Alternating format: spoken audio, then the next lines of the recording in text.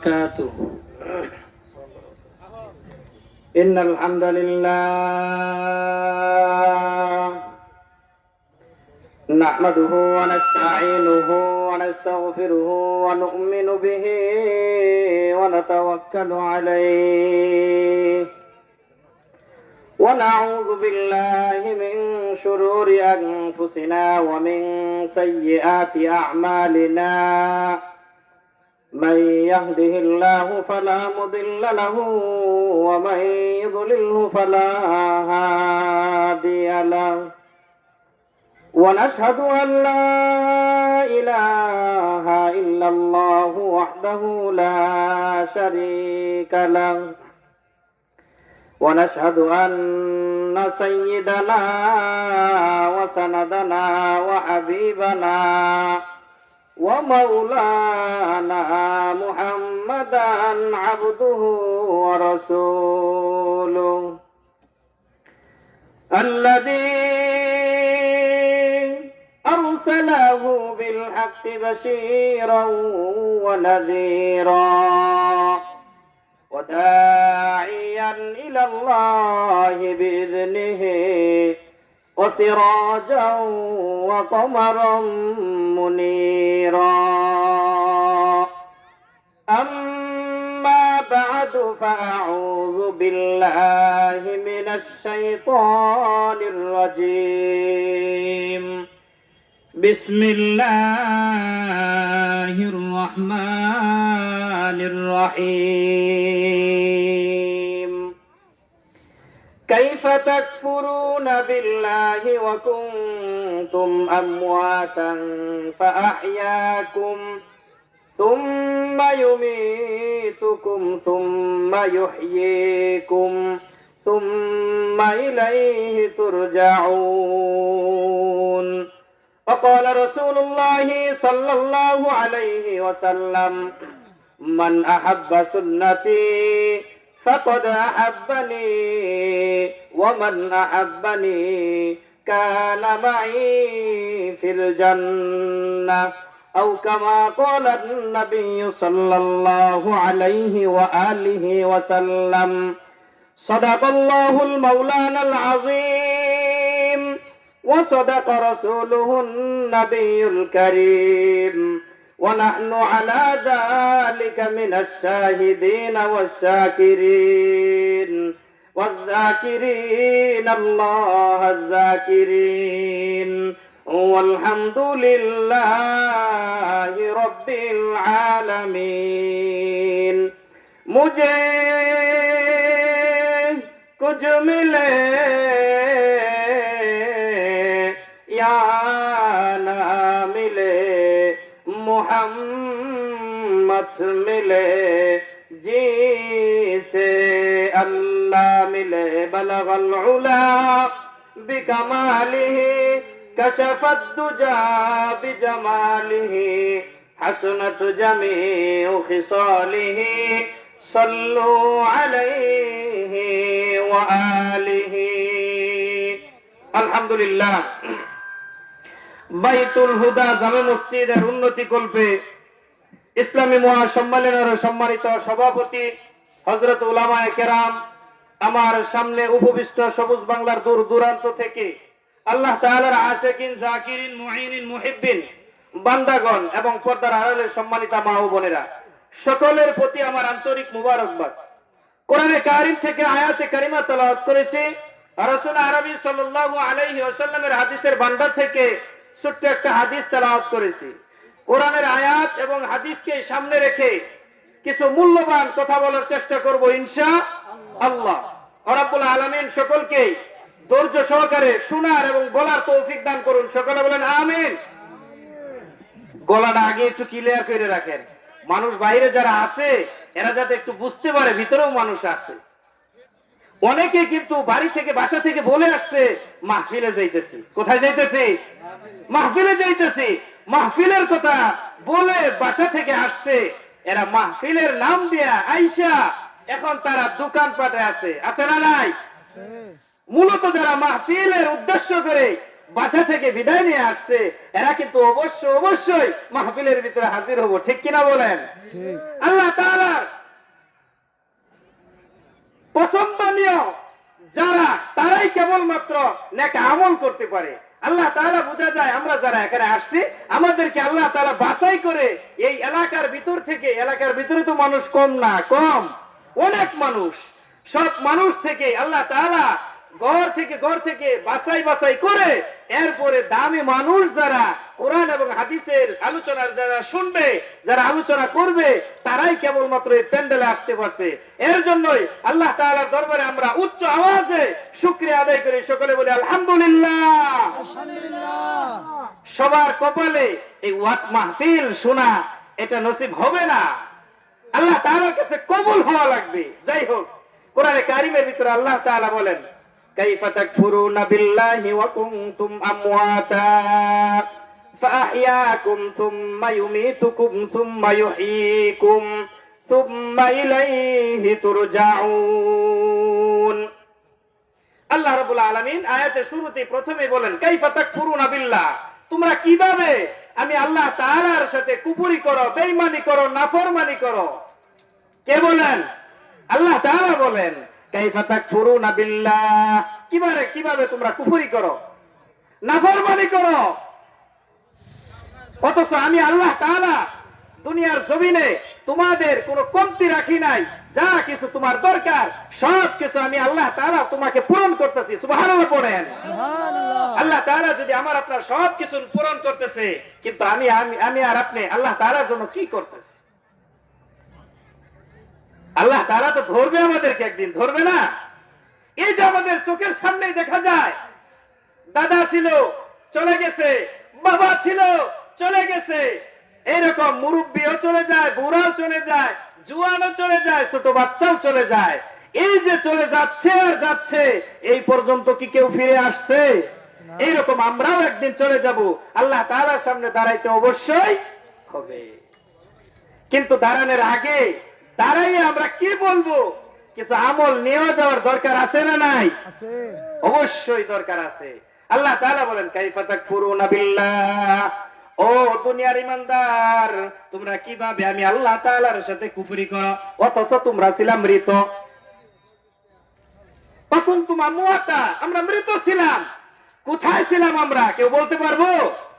মা বাবার মাধ্যমে আল্লাহ তাআলা দুনিয়ার জমিনে আমাদেরকে পাঠাইছেন, ফাহিয়াকুম, এই যে জীবন দান করছেন। এখন আমরা দুনিয়ার জমিনে চলতেছি, সারাদিন গুনাহ নিয়ে খালি ব্যস্ত থাকি, গুনাহ আর গুনাহ। মসজিদের ভিতরে যে এই যে মসজিদে আজকে আয়োজন করেছে, মসজিদের উদ্যোগে, এই মসজিদের ভিতরে দৈনন্দিন কয়বারে মুয়াজ্জিন সাহেব ডাকে? কয়বার ডাকে? দৈনন্দিন 5 বার ডাকে। এখন আমরা বুকের ভিতরে হাত দিয়ে বলি, এই 5 বার যে ডাকে আমরা কয়বার সাড়া দেই? এটা মুয়াজ্জিন সাহেবের কথা না, এটা স্বয়ং আল্লাহ তাআলার নাম নিয়ে মসজিদের ভিতরে ডাকা হয়। কিন্তু আমরা কান থাকতেও আমরা কানে শুনি না, চোখ থাকতেও আমরা দেখি না। মসজিদে আজান হয় ঠিকই শুনি, আজানের সময় আমরা মসজিদে আসি না। অনেকে আবার বলে থাকি, মসজিদে যাবে যারা মুরব্বী, যাদের কোনো কাম কাজ নাই, এরাই তো কেবল মসজিদে বসে পড়ে থাকবে। এরকম কিছু মানুষ আছে না? শুধু খালি মুরব্বী যারা, এরাই মারা যায়, যুবক যারা, এরা মারা যায় না? যুবকরাও বেশি মারা যায়। এই যে অ্যাক্সিডেন্টে মারা যায়, বেশিরভাগ যুবকরাই মারা যায়। ঠিক কিনা কথা বলেন? তাহলে আমল বেশি করার দরকার যুবক ভাইদের। কাদের বেশি করার দরকার? যুবক ভাই বেশি আমল করার দরকার। যুবক বয়সের আমল আল্লাহ তাআলার কাছে সবচেয়ে বেশি পছন্দনীয়। যুবক ভাই, তুমি তো জানো না, তুমি যদি এলাকার ভিতরে একটা ধমক দাও, একটা দাপট দেখাও, মানুষ তোমার দাপটে, মানুষ তোমার হুঙ্কারে কাঁপতে থাকে। ঠিক কিনা কথা বলেন? যুবক, তুমি জানো না, তুমি যখন ঠান্ডা পানি দিয়ে ওযু করে যখন নামাজের ভিতরে তুমি দাঁড়ায়া যাও, নামাজের ভিতরে যখন দাঁড়াইয়া সূরা ফাতিহা তেলাওয়াত করো, অন্য সূরা যখন মিলাও, রুকুতে যখন যাও, সিজদাতে যখন যাও, তুমি সিজদাতে যাওয়ার সাথে সাথে আল্লাহ তাআলাকে যখন সুবহানা রাব্বিয়াল আ'লা বলে একটা ডাক দাও, এইভাবে ডাক দেওয়ার সাথে সাথে আরশ পর্যন্ত কেঁপে যায়। বলেন সুবহানাল্লাহ। যুবক জানে না, আমার দাপটে যে রকম এলাকা কাঁপে, আমার এইরকম একটা আল্লাহ তাআলার ডাকে, আল্লাহ বললে বলা একটা আল্লাহ বলে যখন আমি ডাক দেই, নামাজের ভিতরে যখন প্রশংসা করি, আমার এই প্রশংসাটা সুবহানাল্লাহ পড়েন। সুবহানাল্লাহ। যুবক এইটা জানে না, যুবক খালি এলাকা কাঁপাইতে জানে, যুবক খালি এলাকা কাঁপাইতে জানে। কিছু যুবক আছে এরা হুজুরদের সামনে থেকে মাইক নিয়ে যাইতে এইটাই পারে, আল্লাহ তাআলার সাথে কিভাবে সম্পর্ক রাখবে এইটা যুবক পারে না। যুবক এইটা মনে করে এই দুনিয়ায় আমি থাকবো, দুনিয়াতে আমার ক্ষমতা, কিন্তু ক্ষমতা আমরা যতই ক্ষমতা আমার করি, আমার কিন্তু কিছুই না। ঠিক কিনা কথা বলেন? আল্লাহ রাব্বুল আলামিন কোরআনে কারীমের ভিতরে বলেন, কুলিল্লাহুম্মা মালিকাল মুলকি তুতিল মুলকা মান তাশা ওয়া তুইজ্জু মান তাশা ওয়া তুযিল্লু মান তাশা বিয়াদিকাল খায়র। রাজত্বের মালিক কে? আল্লাহ। কথা বলেন না কেন? কে? আল্লাহ। আল্লাহ। যেমন আল্লাহ তাআলা রাজত্ব দিতে পারে, তেমনি আল্লাহ তাআলা রাজত্ব নিতে পারে, নিতেও পারে। দেরি লাগে না। এই যে আমাদের চোখের সামনে প্রমাণ দেখছি না কিছুদিন আগে, রাজত্ব ছিল শেষ, দুনিয়ার সাথে একদম মিশে গেছে। এখন যারা আবার আসবে এরাও যদি এরকম রাজত্ব দেখায়, এদেরও পরিণাম এরকম হবে। ঠিক কিনা কথা বলেন? সব রাজত্বের মালিক একজন, তিনি কে? আল্লাহ। ও ভাই, একটু মনোযোগ দিয়ে একটু জবানটাকে একটু খুলে আওয়াজ দিয়ে বলতে হবে, রাজত্বের মালিক কে? আল্লাহ। দূরে মাদিনা আমরা কেমনে যাইবো জানি না, বহু দূরে মাদিনা আমরা কেমনে যাইবো জানি না। দয়া করো দয়াল আল্লাহ, দয়া করো, দয়া করো দয়াল আল্লাহ, মিটাও মনের বাসনা, জোরে লা ইলাহা ইল্লাল্লাহ, লা ইলাহা ইল্লাল্লাহ, লা ইলাহা ইল্লাল্লাহ মুহাম্মাদুর রাসূলুল্লাহ। জবান খুলে বলেন সাল্লাল্লাহু আলাইহি ওয়াসাল্লাম। বলতেছিলাম আল্লাহ রাব্বুল আলামিন যে জবান আমাদেরকে দিয়েছেন, এই জবানের যদি শুকরিয়া আদায় না করি, আল্লাহ তাআলা কিন্তু সিনায় নেবেন, আল্লাহ তাআলা সিনায় নেবেন। আল্লাহ রাব্বুল আলামিন কোরআনে কারীমের ভিতরে বলেন, ওয়ামান আ'রাদা আন যিকরি ফাইন্না লাহু মাঈশাতান দনকা। আল্লাহ তাআলার সাথে বেঈমানি করবা, আল্লাহ তাআলার সাথে নাফরমানি করবা, আল্লাহ তাআলার শরণ থেকে মুখ ফিরায় নিবা, আল্লাহ তাআলা তোমার জীবনটাকে, হায়াতটাকে সংকীর্ণ করে দিবে। নাউজুবিল্লাহ পড়েন। আমরা তো সবাই চাই আমাদের হায়াতটা লম্বা হোক, আমরা বেশি দিন বেঁচে থাকি, এটা আমরা চাই না? অবশ্যই আমরা চাই। তাহলে আমাদের আমল করতে হবে, যে জবানটা আল্লাহ তাআলা দিয়েছে, এই জবান দিয়ে সব সময় কোরআনে কারীম তেলাওয়াত করব, আল্লাহ তাআলার নাম বলবো। রাজি আছি তো ইনশাআল্লাহ? আল্লাহ তাআলা আমল করে তৌফিক দান করুন। সকালে বলেন আমিন। যুবক ভাই, আজকে তুমি গলার পাওয়ার আছে, তোমার মুখের ভিতরে, তোমার গলার ভিতরে সুর আছে। এই জবান দিয়ে তুমি যদি কোরআনে কারীম তেলাওয়াত না করো, তেলাওয়াত যদি না করো, কিয়ামতের ময়দান, কঠিন মুসিবতের সময় আল্লাহ তাআলা তোমাকে ধরবে। ও বান্দা, তোমাকে এত কণ্ঠ দিয়েছি, গলার আওয়াজ দিয়েছি, তুমি তো দেখছো তোমার এলাকার ভিতরেই কত মানুষ ছিল কথা বলতে পারে না, আছে না নাই?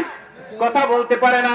তোমার বাক শক্তি আমি দান করছি, তুমি কথা বলছো, তোমার কথাগুলা মানুষ তাকায় তাকায় দেখছে, শুনছে, অথচ তুমি সব কথাই বলতে পারছো দুনিয়ার জমিনে, কিন্তু আমি আল্লাহ তাআলার জিকির তুমি করো, কখনো করো নাই। জিকিরে আমরা আসি না, আল্লাহ তাআলার শরণ থেকে আমরা মুখ ফিরাই নিতেছি। যদি এরকম করি, আল্লাহ তাআলা আমার আপনার জীবনকে সংকীর্ণ করে দিবে। যাই হোক, আয়াত ছিল কাইফা তাকফুরুনা বিল্লাহ ওয়া কুনতুম আমওয়াতা ফাআহইয়াকুম। আল্লাহ তাআলা আমাদেরকে মৃত থেকে জীবন দান করছে, এখন আমরা চলতেছি, আবার এক সময় দুনিয়ার নিজাম অনুযায়ী আমরা আবার চলে যাব। সুম্মা ইউমীতুকুম, আমাদের মৃত্যু হয়ে যাবে। সুম্মা ইউহয়িকুম, আল্লাহ তাআলা আমাদেরকে এই মৃত্যুর পরে আবার জীবন দান করবেন। বিশ্বাস হয় না? আমরা ছিলাম না, এখন আছি, আবার একসময় আমরা থাকবো না, আবার আল্লাহ তাআলা পুনরায় আমাদেরকে জীবন দান করবেন। ওই দিন কোন দিন? কিয়ামতের দিন। কিয়ামতের দিন আল্লাহ তাআলা আমাদেরকে জীবন দান করবেন এবং আমাদের কাছে হিসাব নেবে, তুমি দুনিয়ার জমিনে কিভাবে তুমি কাটাইছো, কিভাবে সংসার চালাইছো, কিভাবে পরিবার চালাইছো, কিভাবে রাষ্ট্র চালাইছো, মসজিদের দায়িত্ব পাইছো তুমি, কিভাবে মসজিদ চালাইছো, সভাপতি হয়ে তুমি লাখ দিয়ে উঠে গেছো, ইমামের বেতন আবার এত দেওয়া লাগে কে? এরকম আছে না নাই? ইমামের বেতন 5 মাস বাকি থাকে, 2 মাস বাকি থাকে, অথচ সভাপতির বাসায় ডেইলি ডেইলি নতুন নতুন বাজার আসতেছে, ইমাম সাহেবের খোঁজ খবর নেয় না। এমন মসজিদের সভাপতি কমিটি আছে না নাই? এদেরকে আজকে হুঁশিয়ার সাবধান করে দিয়ে যায়। মাসের শুরুতেই খেয়াল করবেন, ইমাম সাহেবকে জিজ্ঞেস করবেন, ইমাম সাহেব হুজুর আপনার কি অবস্থা, বাসার কি অবস্থা? ইমাম সাহেব এই কথা শুনেই খুশি হয়ে যাবে। ইমাম সাহেব চায় না আমাকে 1 লক্ষ টাকা দেন, এটা চায় না। ইমাম সাহেব চায় একটু ভালো ব্যবহার করুক। আর যদি আমি আপনি ধমক দিয়ে কথা বলি, এর ভিতরে আল্লাহ তাআলার কুরআন, আল্লাহ তাআলা বেজার হয়ে যাবে। ইমাম সাহেবকে কখনো উচ্চ আওয়াজ ইমাম সাহেবকে গালি দেওয়া যাবে না, ইমাম সাহেবের সাথে কথা বলা যাবে না। ঠিক কিনা কথা বলেন? আল্লাহ তাআলা আমল করে তৌফিক দান করুন। সকালে বলেন আমিন। যাই হোক, এই কিয়ামতের ময়দান, কঠিন মুসিবতের সময় আল্লাহ তাআলা আমাদেরকে দণ্ডায়মান করবেন, দাঁড় করাবেন। দাঁড় করে এই কি জান্নাত আর জাহান্নামে দিয়ে দিবে? না না না, হিসাব নিবে। ঠিক কিনা বলেন? হিসাব নিবে আল্লাহ তাআলা কিয়ামতের ময়দানে। আল-ইয়াওমা নাখতিমু আলা আফওয়াহিহিম ওয়া তুকাল্লিমুনা আইদিহিম ওয়া তাশহাদু আরজুলুহুম বিমা কানু ইয়াকসিবুন। ওই কিয়ামতের ময়দান, কঠিন মুসিবতের সময় আল্লাহ রাব্বুল আলামিন তোমার এই জবানকে বন্ধ করে দিবে। জবান দ্বারা তুমি কথা বলতে পারবা না। আল্লাহ রাব্বুল আলামিন তোমার এই হাতের জবান খুলে দিবে। আল্লাহ রাব্বুল আলামিন তোমার পায়ের জবান খুলে দিবে। আল্লাহ রাব্বুল আলামিন তোমার চোখের জবান খুলে দিবে। আল্লাহ রাব্বুল আলামিন তোমার কানের জবান খুলে দিবে। এইভাবে তোমার হাত সাক্ষী দিতে থাকবে রাব্বুল আলামিন দুনিয়ার জমিনে হাত দ্বারা এই গুনার কাজটা করেছে। দুনিয়ার জমিনে গরিব দরিদ্র যারা ছিল, একটু পাওয়ার ছিল, যার কারণে এই হাত দ্বারা ওই গরিব মানুষদেরকে প্রহার করছে, এমন যুবক আছে না নাই? কিয়ামতের দিন হাত সাক্ষী দিতে থাকবে, চোখ সাক্ষী দিতে থাকবে রব্বুল আলামিন আপনি চক্ষু দিয়েছিলেন আপনার কোরআনে কারীম দেখার জন্য, আপনার ঘর খানায় কাবা দেখার জন্য, আর এই যুবক এই চোখটাকে নাপাক করে ফেলেছে, চোখ সাক্ষী দিতে থাকবে, আর চোখ ডাক দিতে থাকবে রব্বুল আলামিন আমি এই চোখ দুইটা নাপাক করে ফেলেছে। এই যুবক দুনিয়ার জমিনে সিনেমা দেখছে, যাত্রা হল দেখছে, এইভাবে দেখে দেখে আমার এই দুইটা চোখ নাপাক করে ফেলেছে। এইভাবে চোখ কিয়ামতের ময়দানে সাক্ষী দিতে থাকবে, এই হাতগুলা সাক্ষী দিতে থাকবে, জবান সাক্ষী দিতে থাকবে, কান সাক্ষী দিতে থাকবে। ও যুবক ভাই, তোমাদেরকে অনুরোধ করে বলে যাই, রাত্র যখন গভীর হয়ে যায় তুমি শোয়ার সাথে সাথে কানের ভিতরে যে হেডফোন লাগাও, ইয়ারফোন লাগাও, ইয়ারফোন লাগাইয়া তুমি কি শোনো? তুমি মনে করো আর দুনিয়ার জমিনে কেউ শুনতাছে না, শুনতাছে একজন, তিনি কে? আল্লাহ তাআলা শুনতাছে। তুমি কি শুনতাছো? ভালোই কিছু শুনতাছো না মন্দ শুনতাছো? সব কিছু রেকর্ড হইতেছে। দুই কাদের ভিতরে দুই ফেরেশতা আছে না নাই? লেখক ফেরেশতা দুইটা আছে, লিপিবদ্ধ হইতেছে। যুবক খুব চালাক, তুমি চালাকি করো, কেউ দেখতেছে না, হেডফোন লাগাই আস্তে আস্তে আমি শুনি। না না, তোমার মতো বোকা দুনিয়ার জমিনে আর কেউ নাই। ঠিক কিনা কথা বলেন? কান সাক্ষী দিতে থাকবে রব্বুল আলামিন। তাহাজ্জুদের সময় এই যুবক নামাজে না দাঁড়াইয়া এই নগ্ন ছবি দেখছে, গানগুলা শুনছে আমার এই কান দ্বারা। আমার কান তুমি দিয়েছিলা ওয়াজ মাহফিল শোনার জন্য, গজল শোনার জন্য, কোরআন তেলাওয়াত শোনার জন্য, আর এই যুবক পুরাটাই উল্টা করছে। আজকে এই লোকটাকে তুমি জাহান্নামে দাও। কান সাক্ষী দিতে থাকবে। আমি আপনি দুনিয়ার জমিনে বেঁচে থাকার জন্য, সুস্থ থাকার জন্য কত দামি দামি লোশন ব্যবহার করি শরীরের ভিতরে, চোখ ভালো থাকার জন্য চশমা ব্যবহার করি, সানগ্লাস ব্যবহার করি, শীত যাতে না লাগে, শীত না লাগার কারণে মাফলার ব্যবহার করি, টুপি বড় বড় ব্যবহার করি। আমার শরীরের অঙ্গ পতঙ্গ গুলো এত যত্ন করে আমি আপনি রাখতেছি, অথচ কিয়ামতের ময়দান, কঠিন মুসিবতের সময় আমার আপনার এই হাতের, এই শরীরের ভিতরে যে অঙ্গ পতঙ্গ গুলা আছে, এই অঙ্গ পতঙ্গ গুলাই আমাকে আপনাকে জাহান্নামে নিয়ে যাবে। ঠিক কিনা বলেন? এত যত্ন করে রাখতেছি, অথচ এগুলাই আমাকে আপনাকে জাহান্নামে নিয়ে যাবে। যাই হোক, আল্লাহ তাআলার সামনে যখন দণ্ডায়মান হয়ে যাব, আল্লাহ রাব্বুল আলামিন জবান বন্ধ করে দিবে, হাত সাক্ষী দিতে থাকবে, পা সাক্ষী দিতে থাকবে। এইভাবে শরীরের ভিতরে যত অঙ্গ পতঙ্গ আছে সব অঙ্গ পতঙ্গ গুলা সাক্ষী দিতে থাকবে। তখন আপনি যাবেন কোথায়? আপনি যত অস্বীকার করেন, রব্বুল আলামিন আমি এই গুনাহটা করি নাই, এই গুনার দ্বারের কাছেও আমি যাই নাই, কিন্তু কিরামান দুইটা কাতিবের দুইটা ফেরেশতা লিপিবদ্ধ করতেছে, আল্লাহ তাআলার সামনে ডায়েরি উপস্থাপন করে দিবে রব্বুল আলামিন। এই যে মিথ্যা বলার সুযোগ আছে, দুনিয়ার জমিনে যদি কোনো আমরা মামলায় পড়ে যাই, একটা উকিল ধরি বা কয়টা সাক্ষী পেশ করি, সাক্ষীরা যদি মিথ্যা বলে, বাসায় এসে মোটা অঙ্কের কিছু দিয়ে দেয়, মাফ হয়ে যায়, ঠিক কিনা বলেন? কিয়ামতের ময়দান, কঠিন মুসিবতের সময় কোনো ঘুষ চলবে না, কোনো টাকা পয়সা চলবে না, ঠিক কিনা? ওই জায়গায় চলবে আমল আর আমল। দুনিয়ার জমিনে আপনার পাওয়ার আছে, আরেকজনের জমির আইল ঠেলে আপনি অর্ধেক নিয়ে নিতেছেন, আরেকজনের পকেট থেকে আপনি জোর করে চাঁদাবাজি করতেছেন। দুনিয়ার জমিন আপনাকে কিছুই বলতে পারে না, কারণ এর পাওয়ার নাই, আপনার পাওয়ার আছে। কিয়ামতের ময়দান, কঠিন মুসিবতের সময় আপনি যদি জান্নাতের মেহমান হয়ে যান, এই সময় জান্নাতের ভিতরে আপনি যখন জান্নাতের দিকে রওনা হয়ে যাবেন, পিছন দিক থেকে ওই লোকটা আপনাকে ডাক দিবে, ও ভাই জান্নাতের ভিতরে যাও, আমার যে পাওনা আছে দুনিয়ার জমিন, আমার জমিন তুমি নিয়েছো না বলে, না বলে জমি নিয়েছো, আমার থেকে টাকা চাঁদা নিয়েছো তুমি জোরপূর্বক, আজকে আমি তোমাকে ছাড়বো না, এর বদলতে আজকে আমাকে নেকি দিতে হবে।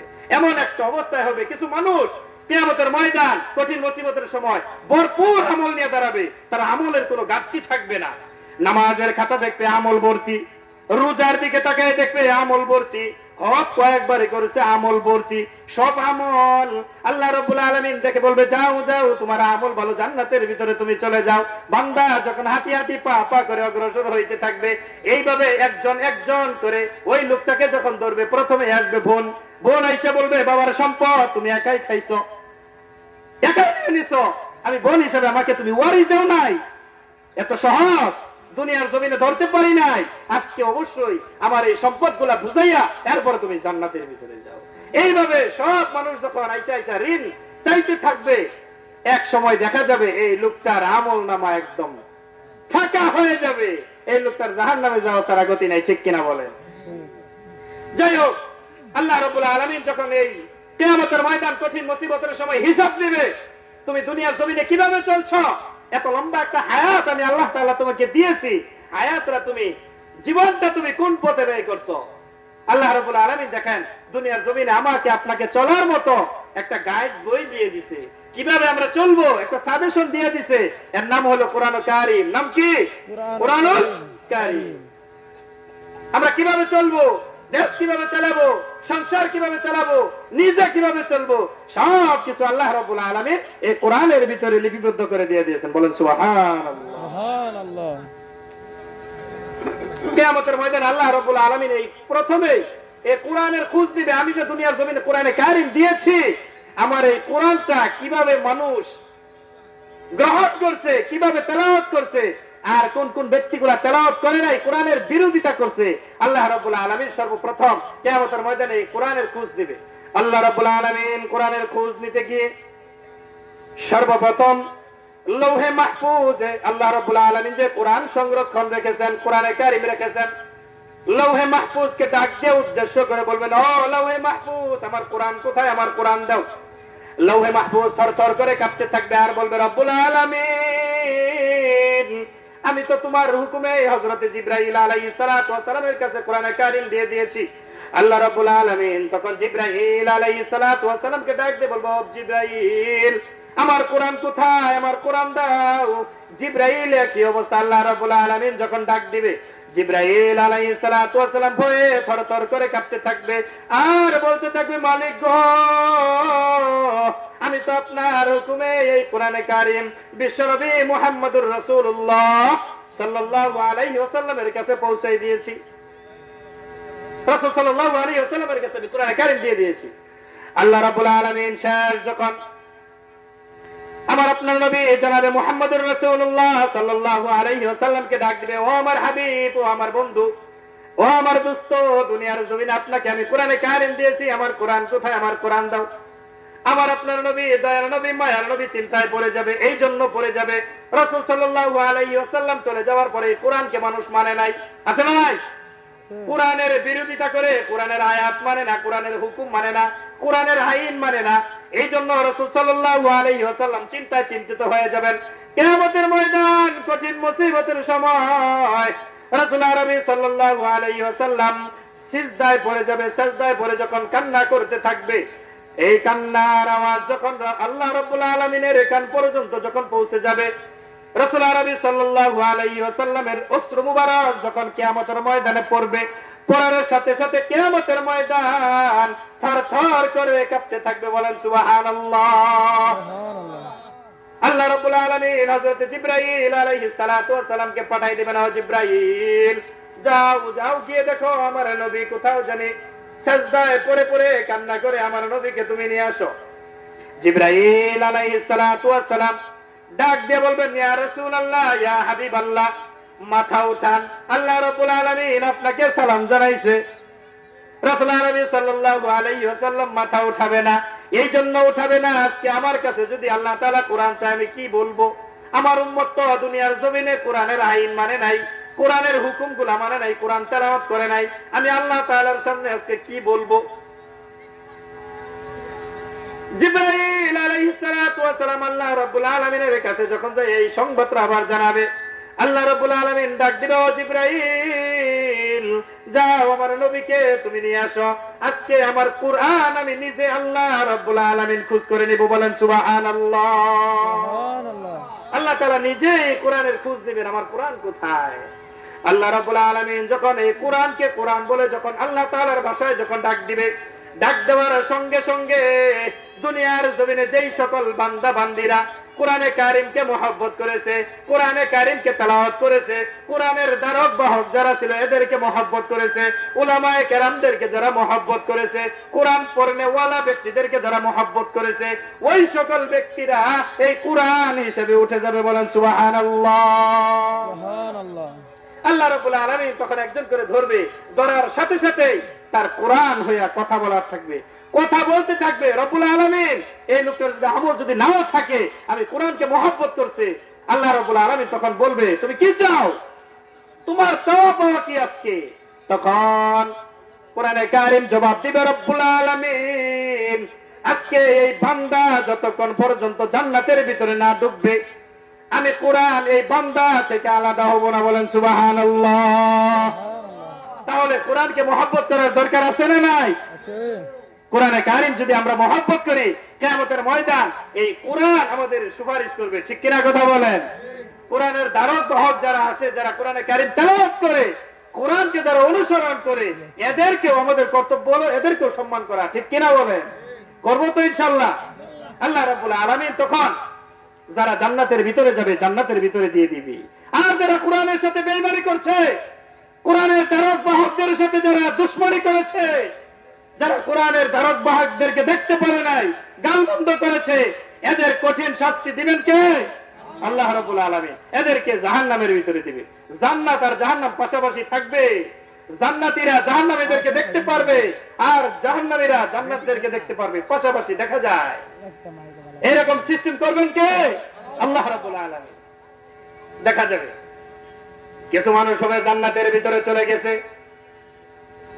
কানাকানি করতে থাকবে, বলতে থাকবে কি ব্যাপার ওই লোকটা জাহান্নামের ভিতরে গেল, অথচ সকালবেলা যখন বাসা থেকে বের হইতো একসাথে আমরা যাইতাম, চাষটলের ভিতরে বসে একই সাথে আমরা চা পান করতাম, কোথাও অনুষ্ঠানে গেলে আমরা একসাথেই যাইতাম, মাঝে মাঝে মসজিদেও আমার সাথে যাইতো। কি ব্যাপার আজকে আমি জান্নাতের ভিতরে ঢুকলাম, আমার এই বন্ধুটা জাহান্নামের ভিতরে কেন গেল? এরপরে সবকিছু খোঁজ নিয়ে দেখবে কোরআনের বিরোধিতা করছে, উলামায়ে কেরামের বিরোধিতা করছে, মসজিদের ভিতরে খতিব সাহেব একটু গরম বয়ান দিলেই তার মাথা নষ্ট, মাহফিলের ভিতরে একটু গরম বয়ান দিলেই মাথা নষ্ট হয়ে যাইতো, উলামায়ে কেরামের জবানের উপরে কথা বলতো। এইরকম কিছু গাদ্দার আছে না নাই? এদেরকে আল্লাহ তাআলা ধরবে, সাইজ করবে। কোন দিন? কিয়ামতের ময়দানে, যেদিন রাজত্ব একজনের থাকবে। লিমানিল মুলকুল ইয়াউম লিল্লাহিল ওয়াহিদিল কাহ্হার। আর কারো ক্ষমতা থাকবে না, রাজত্ব থাকবে না, একজনের রাজত্ব থাকবে। তিনি কে? জবান খুলে বলেন তিনি কে? আল্লাহ। আল্লাহ রাব্বুল আলামিন আমাদেরকে এত দুর্বল করে সৃষ্টি করেছেন, এত বাড়াবাড়ি এত ফালাফালি আমাদের করার দরকার নাই। ঠিক কিনা বলেন? যেইভাবে চললে আল্লাহ এবং আল্লাহ রাসূল সাল্লাল্লাহু আলাইহি ওয়াসাল্লাম খুশি হন, ওইভাবে আমাদের চলতে হবে। রাসূল সাল্লাল্লাহু আলাইহি ওয়াসাল্লামের আদর্শ কি ছিল? জীবনী পড়লে পাওয়া যায়। কারোর সাথে চোখ রাঙিয়ে কখনো কথা বলে নাই, উচ্চ আওয়াজে কখনো কথা বলে নাই। রাসূল সাল্লাল্লাহু আলাইহি ওয়াসাল্লামের ব্যবহার দেখে, আচার আচরণ দেখে এমনিতে ইহুদি যারা ছিল কালেমা পড়ে পড়ে মুসলমান হয়ে গেছে। সুবহানাল্লাহ পড়ে। এখন আমরা গরম দেখাই কিসের জুড়ে? রাসূল সাল্লাল্লাহু আলাইহি ওয়াসাল্লামের আদর্শের দিকে আমাদের খেয়াল করতে হবে। যাই হোক, এই আয়াতের মূল তরজমা অর্থ হলো এইটাই, কোরআনে কারীমকে মহব্বত করতে হবে। আমরা মৃত ছিলাম, জীবন দান করছে, আবার মৃত্যুবরণ করব, আল্লাহ তাআলা আবার আমাদেরকে পুনরায় জীবন দান করবে, হিসাব দিতে হবে। দুনিয়ার জমিনে আমি আপনি কি করতেছি? গুনাহ তো সবারই আছে, গুনাহ নাই আমাদের নাকি? গুনাহ নাই, সবারই গুনাহ আছে। আল্লাহ রাব্বুল আলামিন নিয়মও রাখছে, গুনাহ যেহেতু বান্দা করেছে, এই গুনাহ মাফ পাওয়ার একটা রাস্তা আছে, আছে না নাই?